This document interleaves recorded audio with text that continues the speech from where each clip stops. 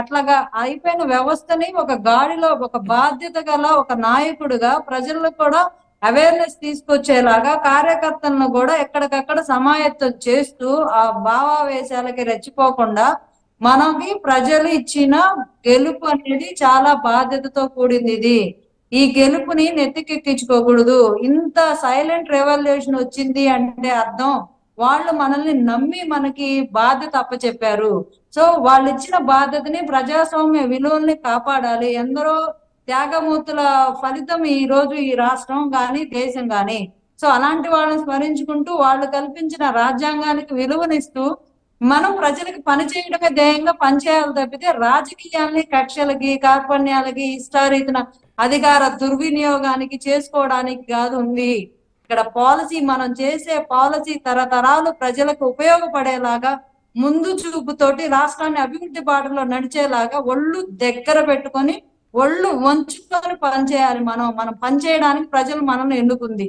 అంతేగాని మనం అధికారంలో ఉన్నాము అని చెప్పి దాన్ని దుర్వినియోగం చేస్తూ అందరి మీద పెత్తనం చెలాయించడానికి కాదు, మనకి ఇచ్చింది పని చేయడానికి. కాబట్టి ప్రత్యర్థులు అనేవాళ్ళు ఉంటారు. మనం తప్పు చేస్తే వాళ్ళు విమర్శ చేస్తారు, మనం సరిదిద్దుకోవాలి. తప్పు చేస్తే సరిదిద్దుకోవాలి, చేయకపోతే మేము చేయలేదని వివరణ ఇవ్వాలి. లేదా మేము తీసుకున్న పాలసీలు ఇలా ఉపయోగకరం అని మనం వివరణ ఇస్తాం. అంతకు తప్పితే వ్యక్తిగత దూషణలకి తావు ఇవ్వకండి. వాళ్ళు చేసిన పని చెయ్యొద్దు, రౌడీజాలు చెయ్యొద్దు, వారసత్వ రాజకీయాలు వద్దు. నేను దాన్ని ఉపేక్షించను. కుటుంబంలో తర్వాత వాళ్ళని నా కొడుకు పిల్లలు వాళ్ళు అంటే దానికి నేను వ్యతిరేకం కాదు, కానీ కొత్త వాళ్ళకి అవకాశం ఎక్కడి నుంచి వస్తుంది? సో మీరు కొత్త నాయకత్వాన్ని పెంపొందించండి. మనకిచ్చిన బాధ్యతని మనం పార్టీని పెంపొందిస్తూ అట్లాగే మన అధికారంలో ఉండి ప్రజలకి ఎల్లవేళలా అందుబాటులో ఉండి సేవ చేయాలి. ప్రతి ఎమ్మెల్యే రోజుకొకళ్ళు చొప్పున ప్రతి ఒక్కళ్ళు సెంట్రల్ ఆఫీస్ లో అందుబాటులో ఉండి ఆయా నియోజకవర్గాల ప్రజలు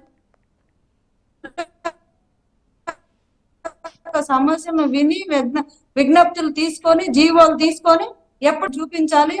మనల్ని నమ్మి 21 మందిని 100కి 100% స్ట్రైక్ రేట్ తో మన దేశంలో మొట్టమొదటి పార్టీగా ఈ రోజు జనసేన ఆవిర్భవించింది. ఒక రాష్ట్రానికే కాదు కేంద్రానికి కూడా వెన్నుముకగా ఈ రోజు జనసేన మారింది. అంటే అర్థం ప్రజలు మనల్ని అంతగా నమ్మారు. వాళ్ళ నమ్మకాన్ని మనం వమ్ము చేయకూడదు, బాధ్యతగా నిలబడాలి. ఒక నాయకుడి యొక్క ముందు చూపు, నాయకుడి యొక్క బాధ్యత.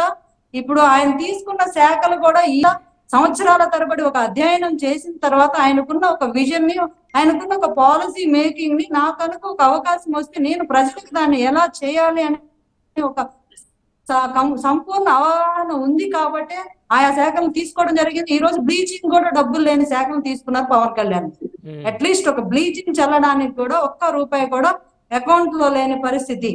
ఈ రోజు కాలుష్యం ఆయన వ్యర్థాల నుంచి అంటే గార్బేజ్ టు గోల్డ్ అని రకరకాల పాలసీ తోటి కాలుష్య నివారణ కోసం, అడవుల పరిరక్షణ కోసం, తాగునీటి పరిశుభ్రత కోసం వ్యర్థాలు ఎలా పడితే అలా లేకుండా అట్లా అంటే మనకి ఏవైతే నీడ్స్ ఉన్నాయో ప్రైమరీ నీడ్స్ కూడా కల్పించలేని నాయకత్వం ఏ నాయకత్వం? ఇన్నాళ్ళు పనిచేశారు, ఇన్ని ప్రభుత్వాలు వచ్చినాయి, రోడ్లు సరిగా ఉండవు, తాగడానికి నీళ్లు ఉండవు, కరెంట్ ఉండవు. ప్రైమరీ నీడ్స్ అండి ఇవి. ఓ పెద్ద మనల్ని మా ప్యాలెస్ లో కూర్చోమని పెట్టమని ప్రజలు అడగట్లా. తాగడానికి ఒక నీళ్లు ఇవ్వండి, మంచి నీళ్లు అంటున్నారు. అవి కూడా లేని పరిస్థితి. పాచిపట్టి నీళ్లు తాగే రూరల్ ఏరియాస్ లో ప్రజలు రోగాలు పడుతున్న పరిస్థితి. ఇలాంటి విషయాలను కూడా ప్రజల్లో మనకి ఇచ్చిన బాధ్యతని 21 నియోజకవర్గాల్లో ప్రతి ఎమ్మెల్యే ప్రజలకు అందుబాటులో ఉండాలి.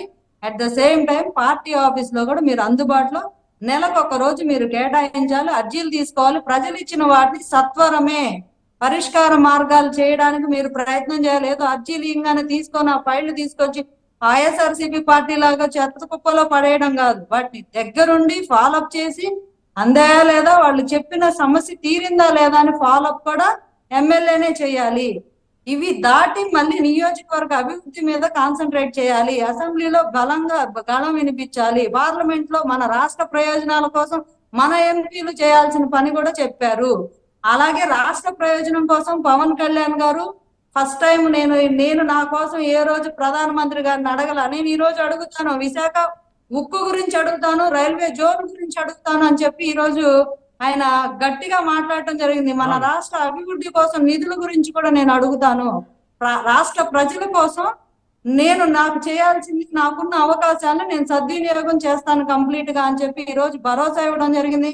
అలాగే కార్యకర్తలు కూడా హెచ్చరిక, ఒక రకమైన హెచ్చరిక కూడా చేశారు. రౌడీ విజయాలు గాని, బెదిరింపు ధోరణులు గాని, వైఎస్ఆర్సీపీ పార్టీ కార్యకర్తల మీద గాని ఎలాంటి దాడులు గాని పాల్పడితే ఉపేక్షించను. రైట్. వాటితో పాటు శివపార్త్ గారు వాటితో పాటు కార్యకర్తలకి, అధికార ప్రతినిధులకి ఎవరైతే టికెట్ త్యాగం చేశారో వాళ్ళకి నామినేటెడ్ పదవుల పరిస్థితి ఏంటి? మరి ఇవేనా లేకపోతే అవి కూడా చెప్తున్నారా? మరి చెప్తున్నారు, అది చెప్పబోతున్నా మీరు బ్రేక్ వేసి. ఓకే. కార్యకర్తలకి ఒక రకమైన దిశానిర్దేశంతో పాటు ఇన్నాళ్ళు 10 సంవత్సరాలు పార్టీని ఒక ఒక ఒక స్వతంత్ర పోరాటం లాగా ప్రతి కార్యకర్త గుండెల్లో పెట్టుకుని జెండాని, ఈ పార్టీని ఇంత దాకా, ఈ హాల్ కూడా ఈ రోజు నాకు చిన్నదిగా కనిపించింది, ఒకప్పుడు ఈ హాల్ చాలా పెద్దదిగా కనిపించేది. అంత పార్టీని విస్తరించేలాగా ప్రతి కార్యకర్త ప్రాణం పెట్టి రక్తం చిందించి పనిచేశారు. ఇలాంటి ప్రతి కార్యకర్తకి శిరస్సు వంచి నమస్కారం చేస్తా. అలాగే ప్రతి కార్యకర్త, మహిళా నాయకులు ప్రతి ఒక్కళ్ళకి ఎవరైతే సీట్లు లేక త్యాగం చేసి 10 ఏళ్ల పాటు పార్టీకి పనిచేసి తనను తాను తగ్గి ఆయన దృష్టిలో హెచ్చింపబడిన ప్రతి ఒక్కళ్ళకి నేను న్యాయం చేస్తాను. ఏ రకంగా అంటే ఉన్నది కొంచెమైనా కూడా ఆయా స్థాయిలో, జిల్లా స్థాయిలో, రాష్ట్ర మొత్తానికి శివపార్త గారిని కూడా నామినేటెడ్ పదవిలో చూడొచ్చు. జనసేన అధికార ప్రతినిధి శివపార్త గారిని కూడా మంచి నామినేటెడ్ పోస్ట్ చూడొచ్చు. అయితే ఈ రోజుతో మీ అధినేత ఇచ్చినట్టు సందేశంతో నాకొక్కదానికే కాదండి, ప్రతి ఒక్కరు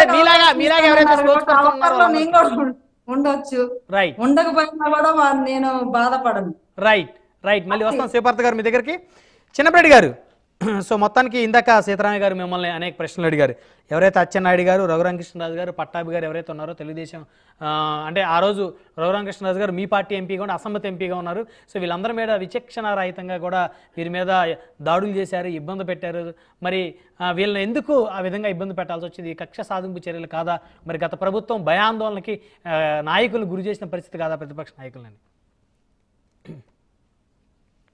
సార్, అన్నగారు ఇందాక మా మీద మాట్లాడినటువంటి మాటలకి చట్టం తన పని తాను చేసుకుపోయే దాంట్లో జరిగినటువంటి ఇష్యూస్, వాళ్ళు మాట్లాడినటువంటి మాటలు, వాళ్ళ యొక్క చేష్టలు, వాటన్నిటికి సంబంధించి చట్టం తన పని తాను చేసుకుపోయింది. ఒక్క నిమిషం చిన్నప్పరెడ్డి గారు ఏమనుకోవద్దు, ఒక్క నిమిషం. పట్టాభి గారి ఇంటి మీద దాడి చట్టం తన పని తాను చేసుకెళ్ళిందా?